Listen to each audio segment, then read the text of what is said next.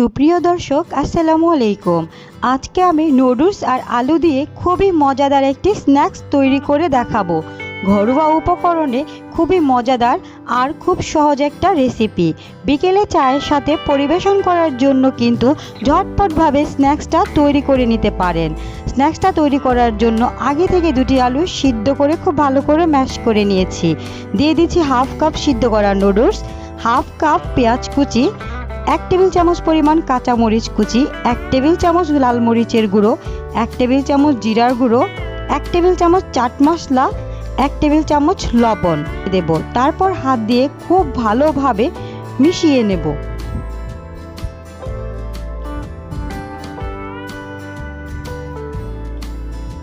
মেশানো হয়ে গেলে এখন অল্প পরিমাণ ডো হাতে নিয়ে চেপে চেপে একটু লম্বাভাবে শেপ দিয়ে নেব। আপনারা চাইলে যে কোনোভাবে শেপটি নিয়ে নিতে পারেন। আমি এখানে পটেটো ফিঙ্গারের শেপ দিয়ে দেব। সবগুলো ফিঙ্গার একইভাবে আমি তৈরি করে নেব। এখানে একটি বাটিতে নিয়ে নিচ্ছি একটি ডিম, দিয়ে দিচ্ছি হাফ চামচেরও কম লবণ। এখন খুব ভালোভাবে ডিমটিকে ফেটিয়ে নেব। ডিমটি ফাটানো হয়ে গেলে এখন একটি পটেটো ফিঙ্গার ডিমের মধ্যে দিয়ে খুব ভালোভাবে কোট করে নেব। কাঁটা চামচের সাহায্যে একটু ঝেড়ে নেব। এখন দিয়ে দেব আমি নুডলসের উপর। নুডলসগুলোকে আগে থেকে আমি ভেঙে নিয়েছি। এখন হাত দিয়ে চেপে চেপে খুব ভালোভাবে কোট করে নেব।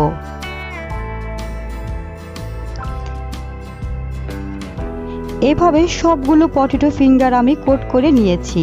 এখন চলে যাব চুলায়। চুলে আমি প্যানে আগে থেকে তেল গরম করে নিয়েছি। এখন আমি একে একে পটেটো ফিঙ্গারগুলো তেলের মধ্যে দিয়ে দেব। এখন চামচের সাহায্যে সবগুলো ফিঙ্গার উল্টে দেব।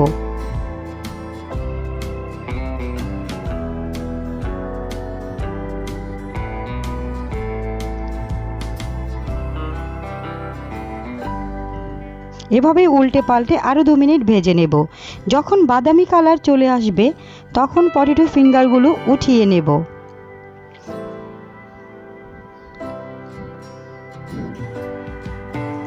একে একে আমি সবগুলো পটেটো ফিঙ্গার এভাবে ভেজে নেব। এভাবে খুব সহজে বাসায় তৈরি করে নিতে পারেন এই স্ন্যাক্সগুলো। আশা করব প্রতিদিনের মতো আজকের রেসিপিও ভালো লাগবে। রেসিপি ভালো লেগে থাকলে চ্যানেলটি সাবস্ক্রাইব করে রাখবেন। আজকে এই পর্যন্তই। সবাই ভালো থাকবেন। আল্লাহ হাফেজ।